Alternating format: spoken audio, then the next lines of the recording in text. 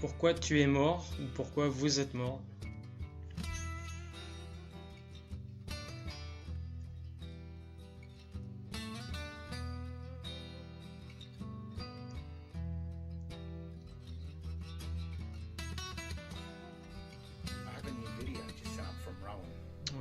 Rohan vient de m'envoyer une vidéo.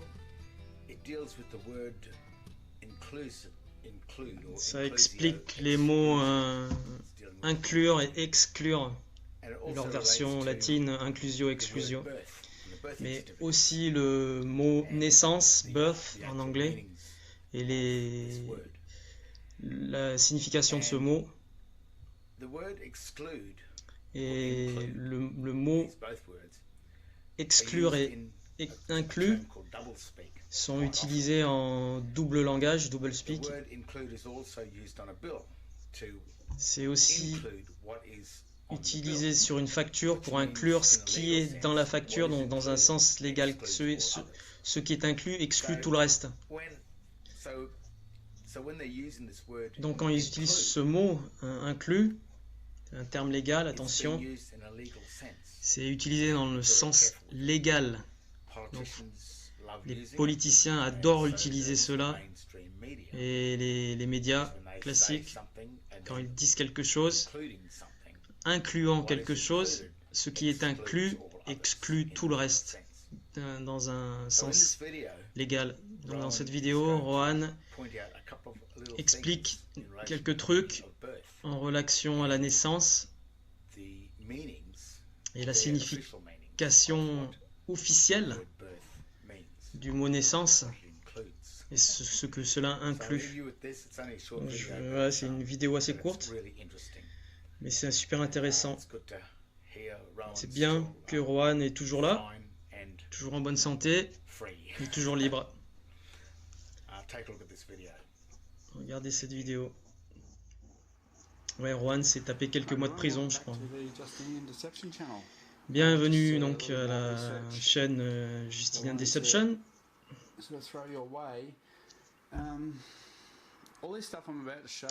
Tout ce que je vais vous montrer, c'est pas vraiment utile, mais c'est ce que j'ai pu trouver de mieux de ce qu'ils font ce du système. Quand on a avec Romley, on a trouvé le latin de cuisine, le dog latin.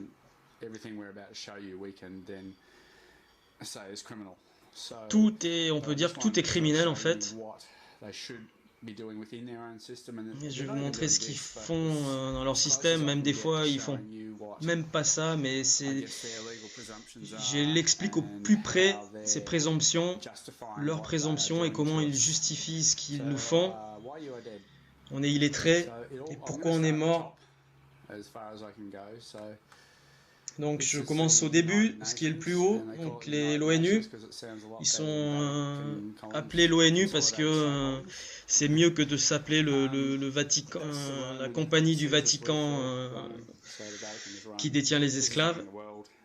Donc ça dirige le monde et ils le font par la fiducie, les trusts. C'est de la contrefaçon. Donc tout ce que je vous parle ici, tout ce dont on va parler, c'est de la contrefaçon. Tu ne peux pas utiliser, car toutes ces opérations sont illégales dans le système en fait. Donc l'ONU, c'est comme aller dans un magasin Apple. C'est une entreprise, une société. Ça n'a rien à voir avec ce que c'est appelé. Les gens là-bas sont appointés, mis en place, ils ne sont pas élus.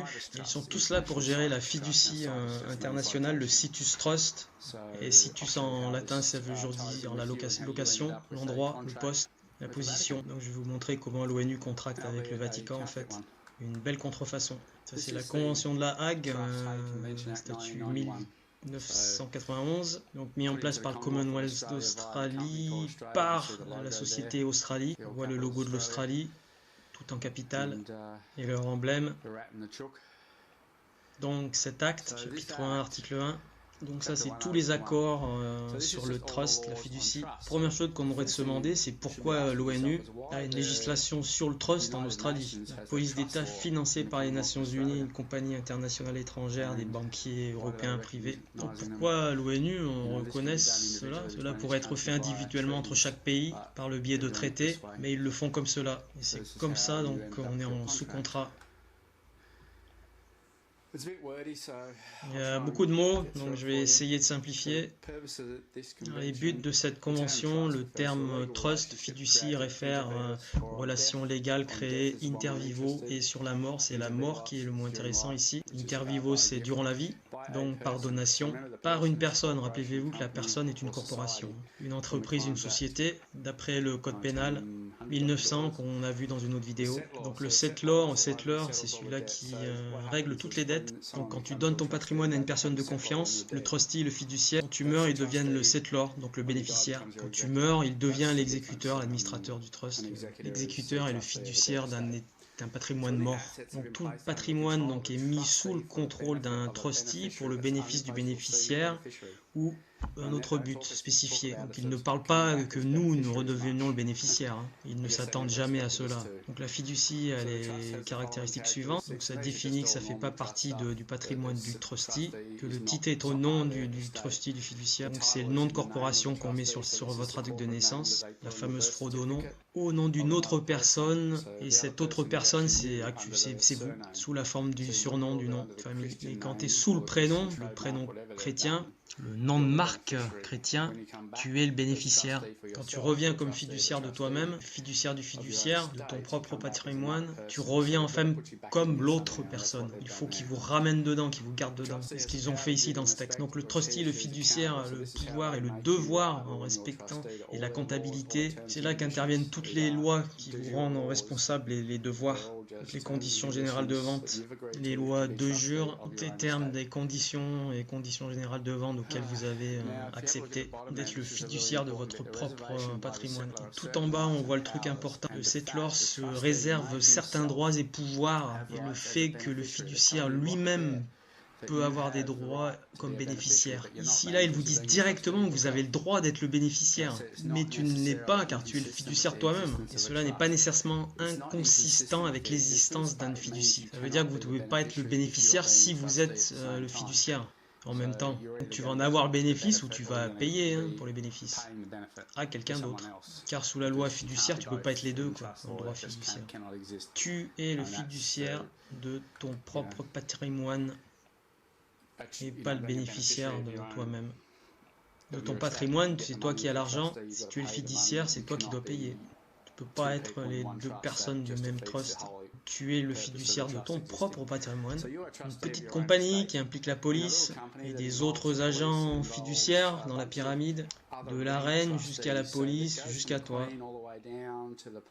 Donc si tu es le vrai bénéficiaire, tous ces gens-là s'occupent de toi.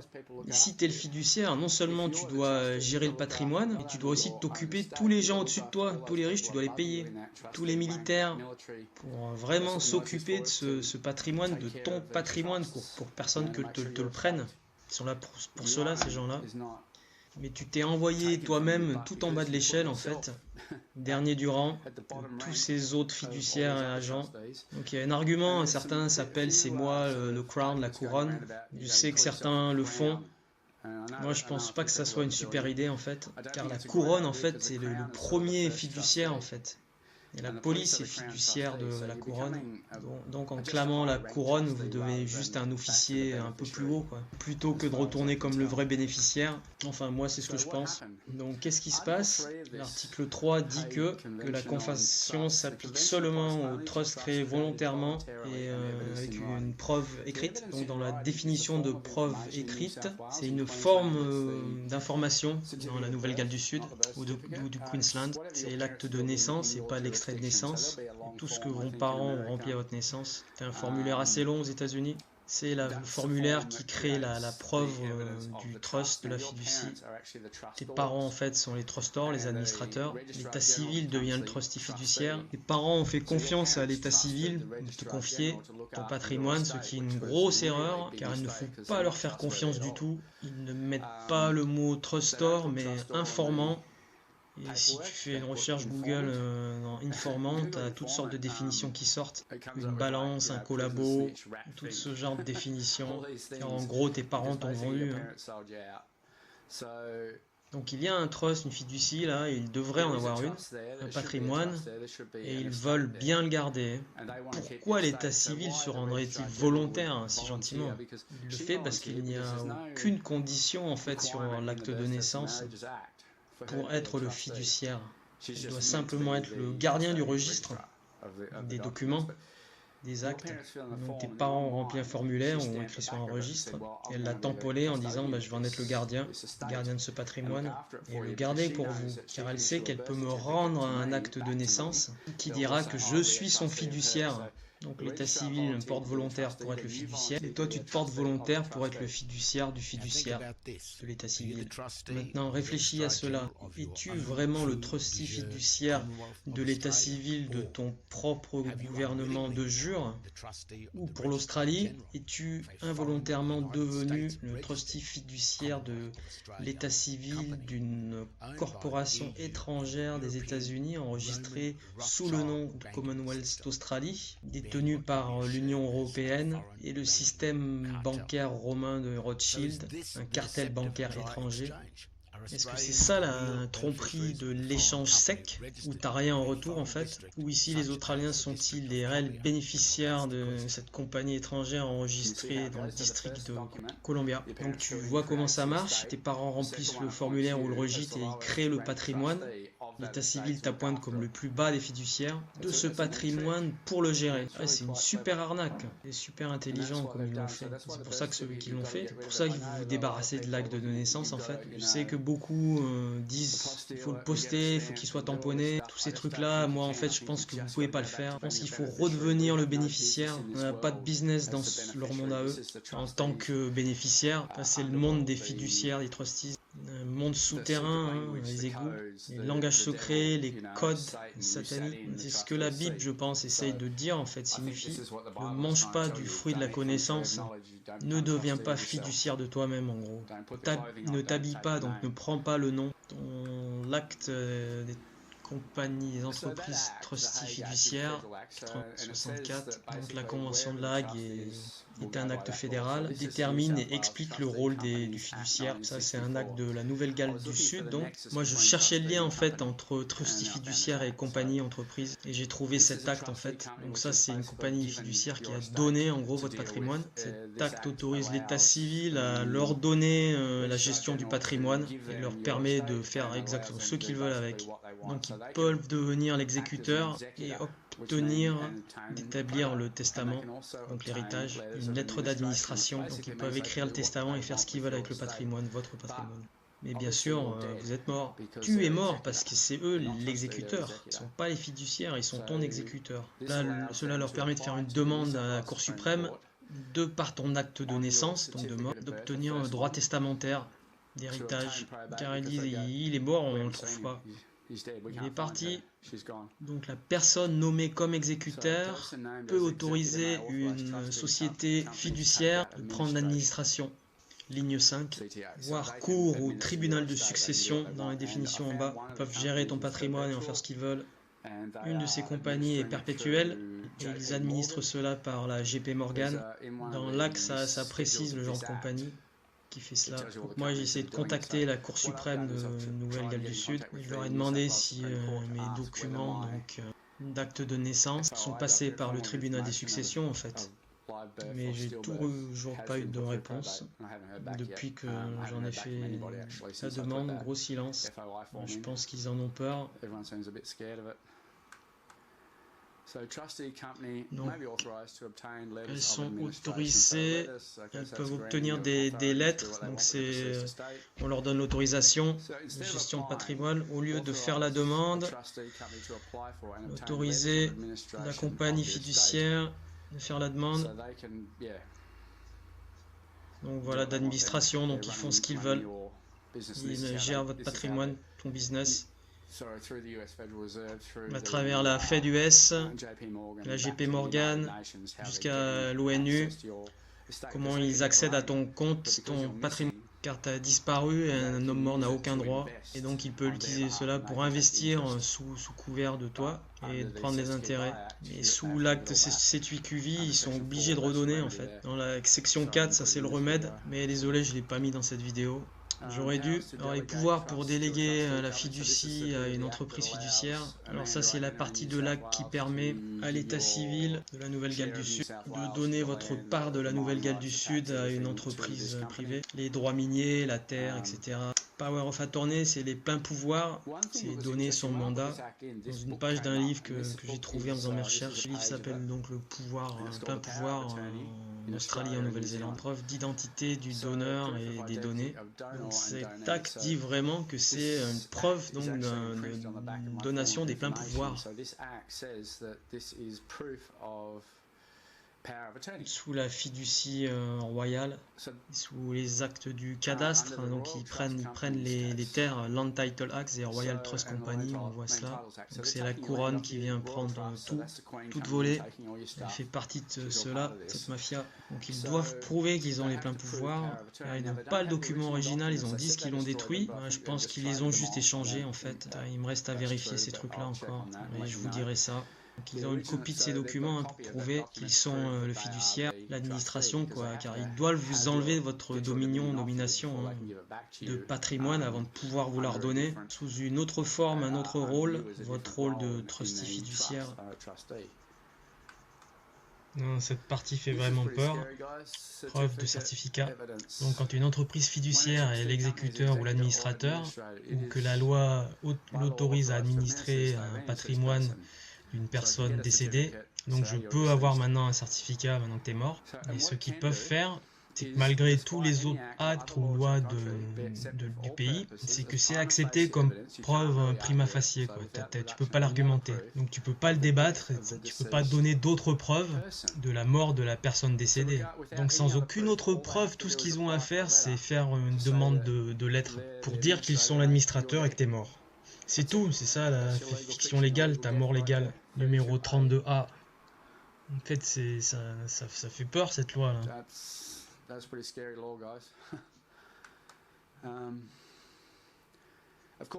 Bien sûr, tous ces documents concernent le tout capital, article 145.2 du Code pénal 1995, je ne me rappelle plus exactement duquel, mais c'est du légal. C'est 10 ans de prison pour la fraude qu'ils sont en train de faire. C'est pour ça qu'il ne faut rien avoir à faire avec. C'est pour ça que tu veux pas être la couronne et que tu veux retourner comme le vrai bénéficiaire. Ils peuvent pas t'identifier, c'est toi qui les identifies. C'est comme ça que ça marche. Donc, Cram Act 1900, Code pénal 1900, faire un faux document, ça c'est celui-là de la Nouvelle-Galles du Sud. Donc faire un faux document pour influencer l'exercice des devoirs publics. Donc tu peux pas avoir de faux documents, une fraude, falsification, faux usage de faux. Ils sont quand même débarrassés des fausses législations de l'acte de naissance. Donc là on voit le document de la police, donc les standards de gestion des publications de la police. Et c'est pour ça que vous avez votre propre petite compagnie du nom.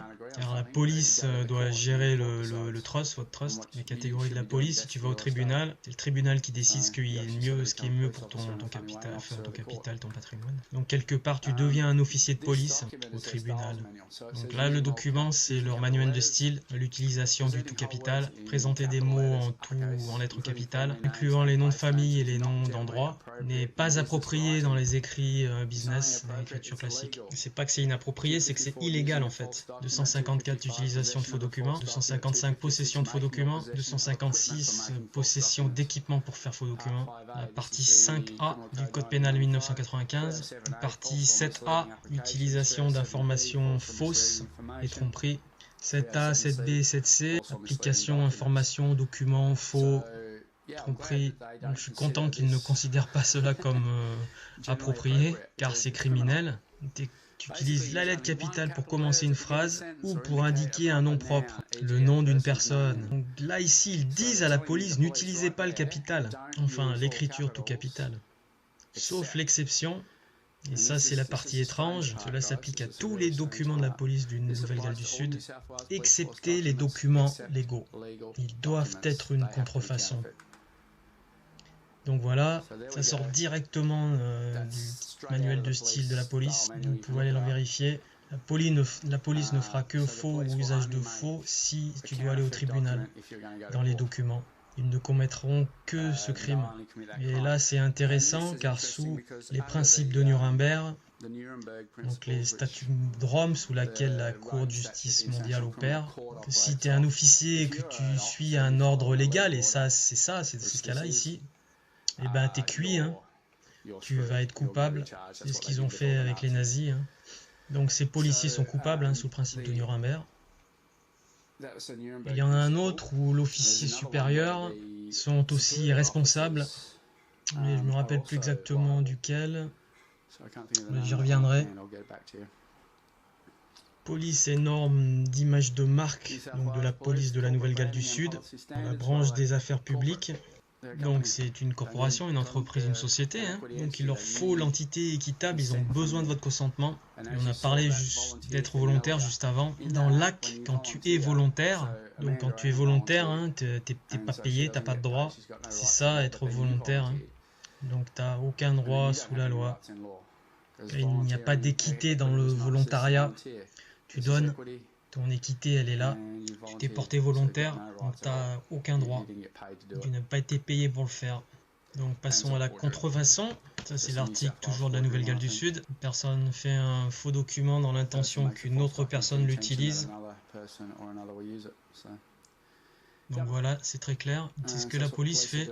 Et le principe de Yamashita, celui qui met la responsabilité sur les officiers supérieurs, ils doivent savoir ce que leurs agents font et ils en sont responsables. Donc ils sont responsables sous la Cour tribunal international de justice. Moi j'ai porté plainte et c'est toujours en cours. Ça m'a pris 1 an pour avoir une lettre hein, de leur part. Donc je sais pas ce qui va vraiment se passer, mais ils ont l'air de prendre sérieusement quand même. Donc on va passer au nom de l'enfant. Ça c'est le code des actes civils 1995, acte de naissance et mariage de l'état civil. Le nom de l'enfant, l'enfant est souligné dans la déclaration et l'enregistrement de naissance. Il doit y être mentionné le nom de l'enfant. Moi, c'est pas ce que j'ai eu, on m'a donné 2 noms de marque en fait. Hein. Cependant, l'officier d'état civil peut assigner un nom à l'enfant. Si le nom dans la déclaration est un nom prohibé, petit a, rappelez-vous de cela, nom prohibé, on va jeter un œil. Donc un nom prohibé est un nom qui est obscène, offensif, offensant, qui ne peut pas être utilisé en pratique, mais surtout le petit 2 ici, parce qu'il consiste ou inclut les symboles sans significance phonétique. Alors c'est ce que je dis depuis le début. Le tout capital est un nom de marque en fait. Et donc il n'a pas de significance phonétique. C'est pas un nom propre en anglais quoi. Donc... Et le petit 3, on voit ou toute autre raison. Et l'autre raison, c'est que c'est un acte criminel de faire une falsification, de faux et usage de faux. Je viens juste de vous le démontrer. Donc c'est ça que les enregistres, ils vont à l'encontre de leur propre acte et législation. Alors maintenant, ils essayent de rendre l'acte de naissance un peu plus régulier en mettant le nom propre avec une lettre majuscule. Mais l'original du registre, c'est toujours un faux document, quoi. Une falsification. C'est toujours une fraude, une contrefaçon. C'est pas écrit correctement, il n'y a pas de signifiance phonétique correcte. C'est un nom prohibé et donc ne doit pas être enregistré sous cette forme, sous cet acte. Donc dans cet acte, il y a une autre définition encore. On voit que le mot birth, naissance, inclut la mort-née. Alors ça c'est très important en fait. Je vous avais parlé de l'expression expressio unius et exclusio alterius. Maxime dans la dernière vidéo. Donc la mention de la classe d'une chose exclut toutes les autres classes. Donc une naissance incluant un mort-né exclut tous les autres naissances. Donc cela n'inclut pas une naissance vivante. Plus haut, on a un adulte, signifie une personne qui a 18 ans ou plus, mais aussi une personne de moins de 18 ans. Donc dans la définition de naissance, cela devrait inclure mort-né et né vivant. Mais ça ne le précise pas du tout. Donc le mot inclut, on en revient toujours à cette maxime. Dans la définition du bas, un enfant inclut un enfant mort-né. Donc ce qui inclut, donc exclut toute chose vivante. Donc sous cet acte, ils enregistrent seulement des enfants morts en fait, en accord avec cette maxime. C'est là que tu as la présomption d'être mort. Donc la présomption de mort du bénéficiaire, car tu ne peux être bénéficiaire si tu es mort. Et comme je vous ai démontré avant, ils probatent votre patrimoine, ils l'homologuent comme le leur, car vous n'avez pas fait votre testament in utero, ou alors quelques jours après votre naissance, une fois qu'ils vous ont tué à ce moment-là, symboliquement. Donc mort-né signifie la naissance d'un enfant mort-né. Donc on voit la différence des mots qu'ils utilisent, inclure et signifiant, et toutes des petites manipulations arnaques comme cela qu'ils font. Donc une naissance mort-née signifie une naissance d'un enfant mort, né, mort. Donc l'acte de naissance est un acte de décès. L'enfant existe avec aucun signe de respiration. C'est la fiction légale qui signifie que vous êtes mort. Donc voilà, c'est écrit noir sur blanc ici. Tu ne peux seulement enregistrer sous cet acte un enfant mort ou mort-né, né mort. C'est tout, point barre. Voilà ta fiction légale ici. Enfant mort-né. Donc cet acte gère seulement les enfants morts-nés. Ah, c'est dégueulasse. Mais la fiction légale, on a besoin d'un consentement. Donc comment on a consenti? On va y arriver. Donc un faux certificat de naissance, acte de naissance. Il y avait des lois qui punissaient ceci, cette falsification, mais elles ont toutes disparu en fait. Elles ont toutes été annulées. Et en plus, ils ont caché comment ils ont fait ça. Donc il n'y a plus de responsabilité par rapport à cela. On pourrait penser qu'un acte de naissance falsifié est un crime, mais non. Cela a été abrogé. Ils ont même enlevé ça récemment du code pénal 1995. Absolument tout. Quand j'ai signifié, j'ai démontré à la police, je leur ai montré. Je leur ai dit voici l'acte, voici le crime, voici l'acte de naissance, il est faux. J'en ai la preuve. Donc en gros, l'extrait de naissance a disparu, la police l'a volé, et donc la loi a changé et ça n'a rien à voir avec la production d'extraits de naissance illégale. Donc ils essayent de contourner encore nos arguments quand on leur présente les preuves. Donc encore une maxime du Black's Law, une erreur à laquelle on ne résiste pas est approuvée. Donc voilà, il faut aller voir ça. Il faut faire vraiment attention.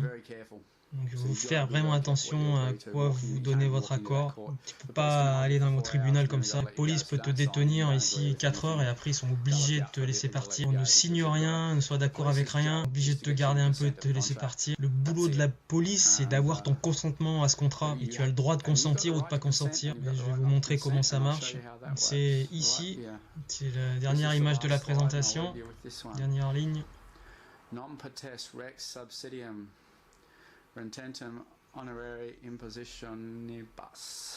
Le roi ne peut pas charger un sujet et l'imposer sans son consentement. Donc la reine a besoin de notre consentement ici. Ce qu'ils ont fait, c'est qu'ils ont créé un système de consentement qui est tellement compliqué à contourner, à comprendre. On n'arrive pas à comprendre comment ils nous ont fait consentir une fois que c'est fait. Et c'est la présomption de ta mort, l'utilisation de ce langage démonique, comme Romney le dit, cette merde en barre. Tout par consentement tacite, présomption de mort. Quand tu étais un bébé, tu es mort à la naissance car tu n'es pas capable d'écrire un testament. Toutes ces arnaques horribles qu'ils peuvent utiliser, ces manipulations, ça sort du Black's Law, volume 7, page 1667. Donc ils ont besoin de notre consentement. J'ai vu une maxime une fois, tous les hommes sont créés égaux, mais par une série d'événements bizarres, ils sont devenus inégales, donc légales. Et cette série d'événements est un contrat. Et Romney m'a dit l'autre jour que en fait Dieu était le contrat, car si tu lis la Bible et que tu remplaces le mot Dieu par contrat, tu vas comprendre différemment le sens de la Bible. Oh my God, oh my contract. Donc quand tu lis la Bible de cette façon, tout change. Voilà. C'est comme ça qu'ils le font, avec la police, le barreau, leur manuel de style. Ils donnent des ordres illégaux. Et ils créent ces falsifications seulement quand tu vas au tribunal. Mais c'est pas un tribunal. Ils ont besoin de ton consentement. C'est les tribunaux du roi et de la reine, King's Court. Donc ils ont besoin de ton consentement. C'est ça l'arnaque d'obtenir ton consentement. J'espère que tu as aimé cette vidéo. Et je vous parle dans la prochaine vidéo.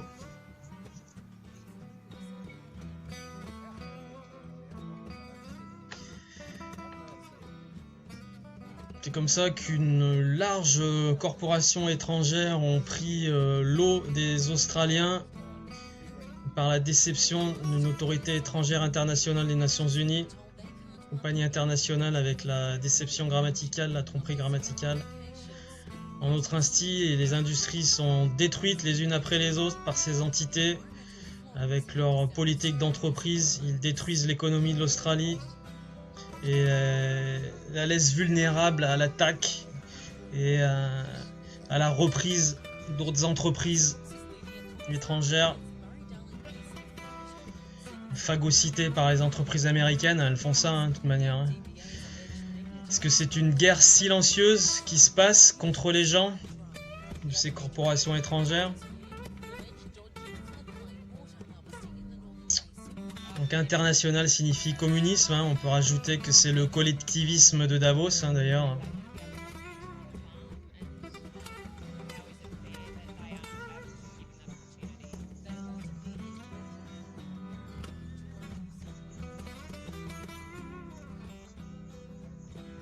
D'ailleurs je rajoute, tu vois, dès qu'une boîte est rachetée par une boîte américaine, tu sais que tu vas couler, tu as intérêt de démissionner, de te barrer, de trouver un autre boulot.